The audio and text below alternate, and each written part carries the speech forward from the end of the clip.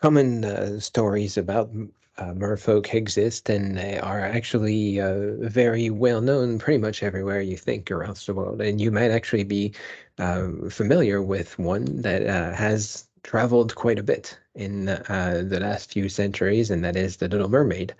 The Little Mermaid started as a book, and of course, this illustration here from Hans Christian Andersen, and the mermaid, as you can see here, is in its human shape. You may or may not be familiar with the whole story, but in the book anyway, and to a certain extent in the cartoon of the same name, the Little Mermaid lives in an underwater kingdom with her father and her grandmother and sisters and all that.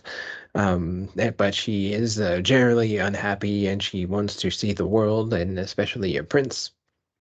So she visits with a sea witch. So now we have a whole world living underwater. The sea witch trades with her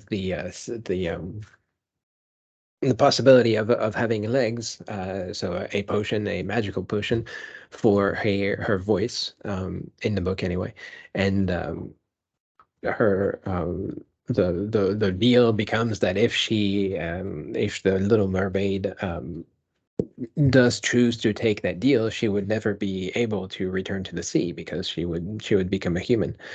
Um, and so there's a trade-off that exists there between the sea people and the world people, and again a boundary that cannot be crossed the other way. Once somebody goes human, they cannot go back to the sea.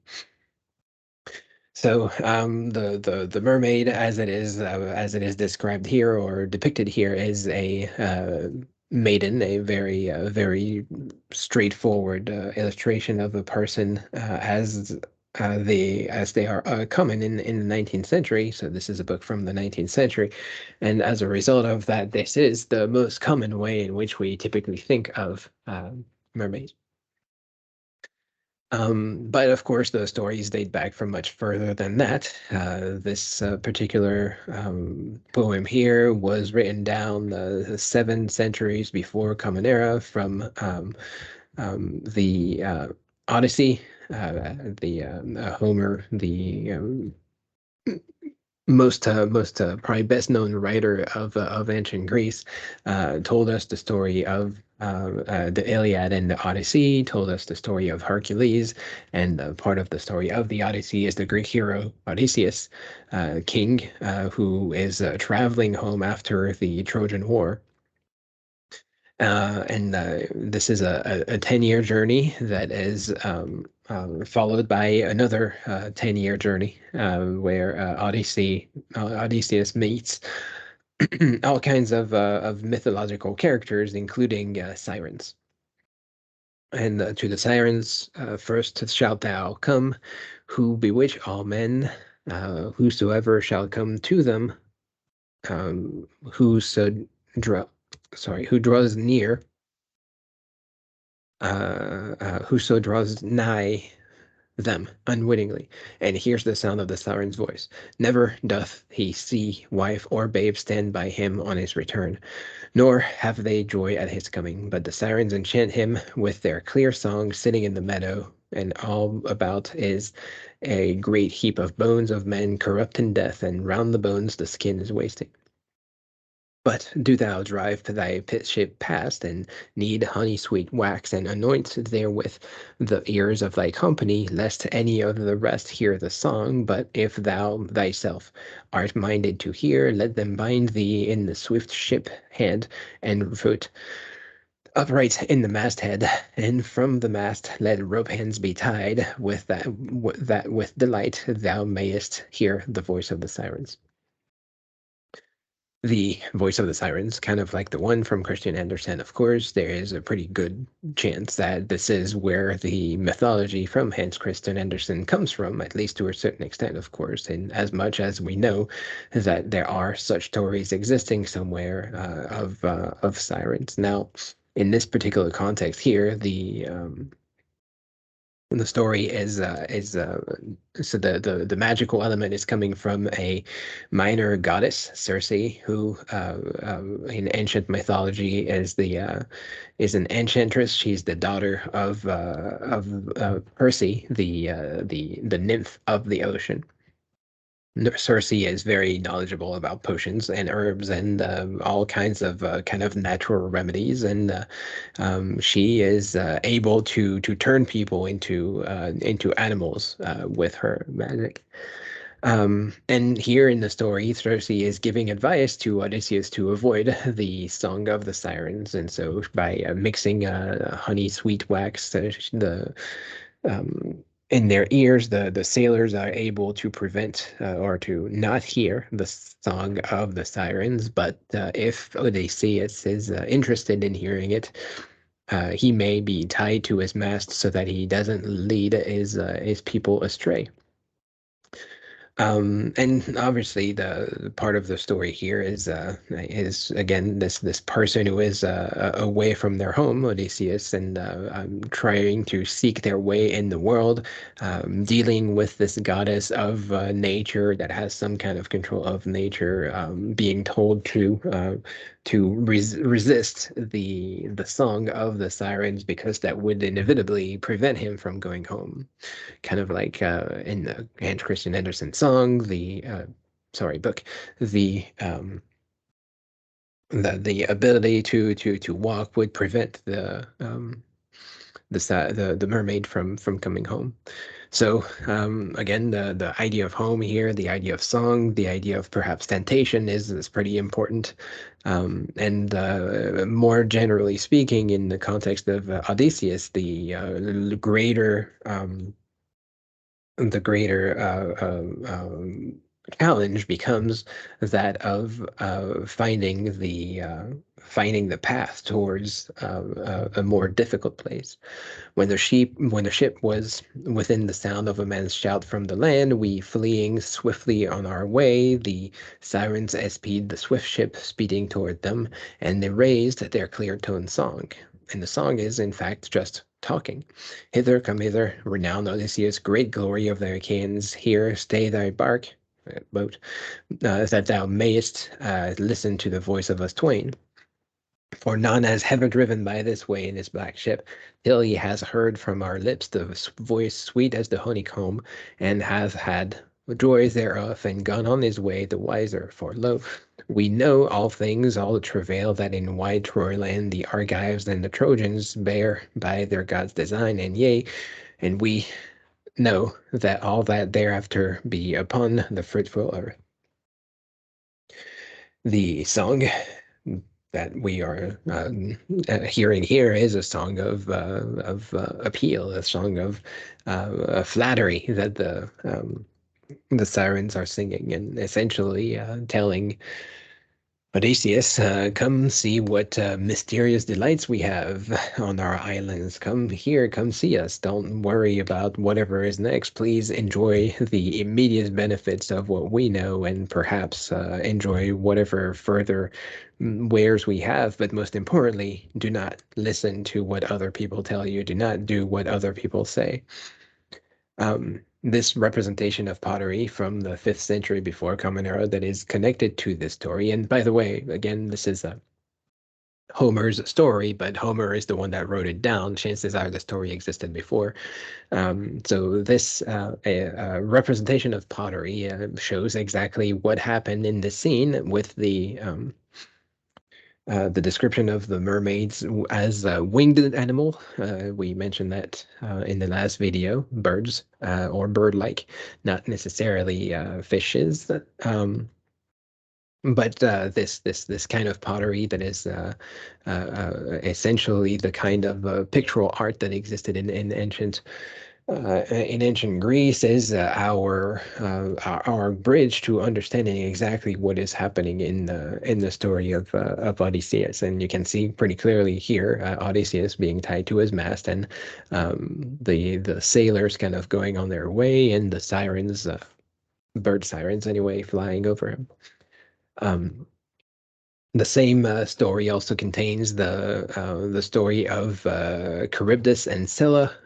Charybdis is another water creature displayed as a whirlpool for the most part. Scylla is a six-headed snake kind thing that exists um, above it. And again, the story is about the same. Odysseus has to navigate the correct road between Scylla and Charybdis. So between going out into the water or going down in the snake, and of course, in this case at least, several of his men are killed, as opposed to the sirens, which are avoided very easily.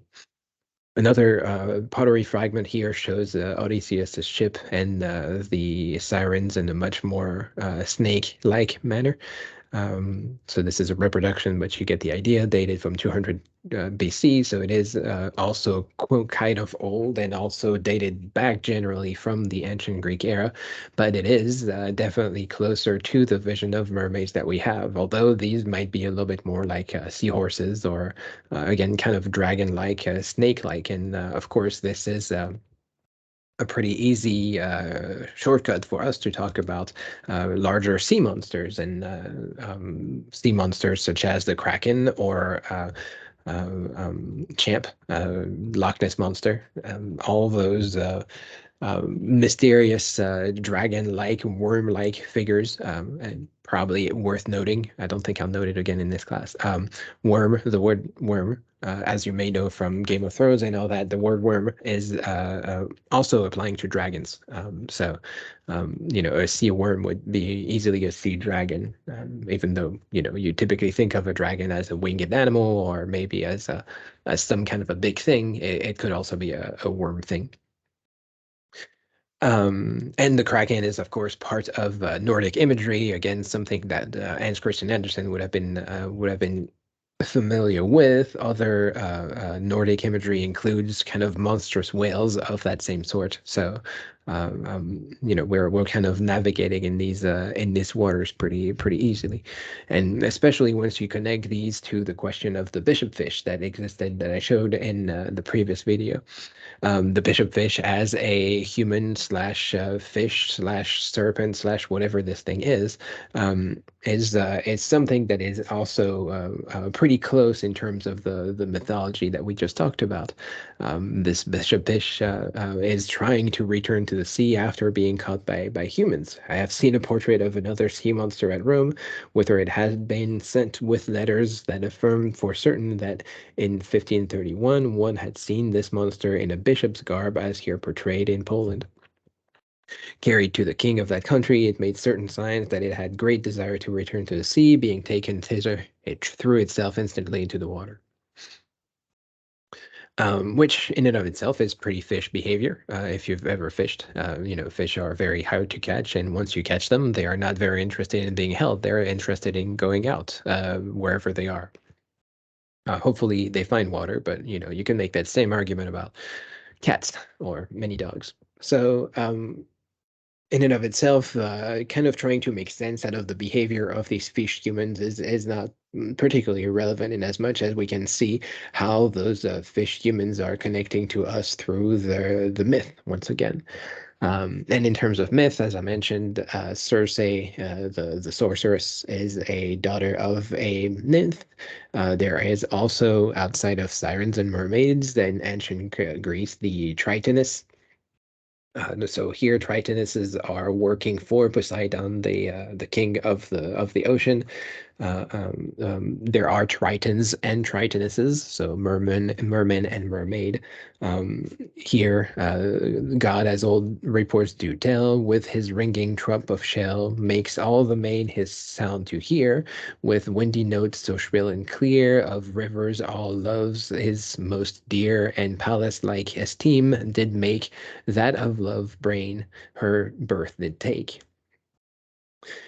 So this is actually part of a Roman epic poem by Lucan called Lucan's Pharsalia, describing the civil war between Julius Caesar and the Roman Senate, kind of a difficult time in the history of of ancient Rome, and the Tritonesses are involved in this conversation by having these again these monstrous instruments that people are connecting to.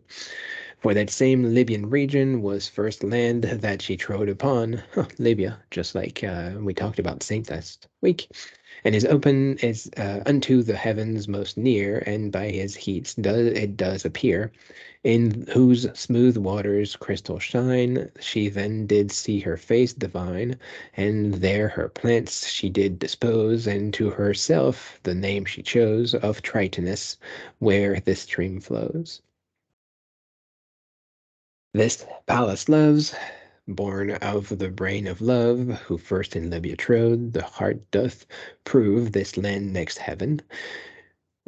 She, standing by the side, her face within the quiet water spied, and gave herself from the loved pool a name, Tritonia. Here does the silent stream of dark oblivious leave gently fall. Libya, close to heaven, that is, Libya being close to Israel, because this is already in Christianized Rome, and we can see here how the myths are connecting with one another. The myth of Christianity coming in contact with the myth of ancient Rome, creating this character that exists in the water right next to the sea. Of course, Italy is surrounded by sea. Israel is right on the seashore. So these myths are really easy to connect with one another and to make sense out of in those terms. And all of that, all of those connections really become clear once we reach the Middle Ages, where we have pictorial imagery and kind of again this quote unquote legendary aspect that we mentioned in the last week. So legends that tell the stories that do not exist in the myth, that kind of try to connect the dots between what we know in the myth and what we know in our lives. Part of the legendary gives the stories, but there were also bestiaries which give an account of the beasts, the monsters that exist or that are supposed to exist in that world. So again, kind of contributing to making the myth more palatable to us. And you may or may not be able to see this from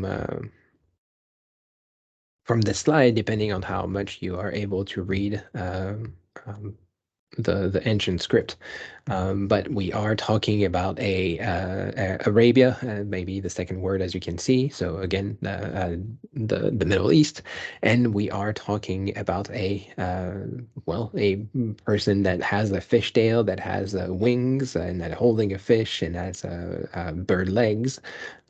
So kind of again, it's this halfway point between being human and between animal, and the animal itself is kind of a mix of animals as well. In Arabia, autem serpentes, so a snake, described here as a snake, and a little bit later down the line, a siren. The last word on the first line of this slide is a siren. So in Arabia, the first two words, and then serpents, and then snake. Not pretty, not entirely focused on keeping the story together as much as this is kind of a fantastical, mythical beast. So making sense of what this thing looks like, including the text, including the image. Most often, these mermaids are very vain. They also have the idea of singing and having a magical voice. So again, this connection between the myths coming together. The fish is kind of an important symbol, as we're going to talk about a little bit more in the next video. But the kind of the connections can come together very easily and very quickly in the Middle Ages. And the diversity of the images that we can see in this context is really helping us to connect a lot of dots, really a lot of dots between what we know and what we think, and the representation as a mermaid according to a certain shape. So here, different representation of the mermaid in a different bestiary, kind of like the Middle Age natural history books that I showed in the last video. So here, kind of like birds, but also kind of like fish, and also having those musical instruments, and the boat kind of like Odysseus' story next to it. A last example, a little bit older. This is from ancient Babylonian art in the Akkadian and Sumerian era. The character is named Awanis.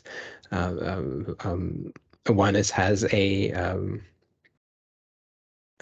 a bird slash fish like appearance. These particular representation here are the most fish like.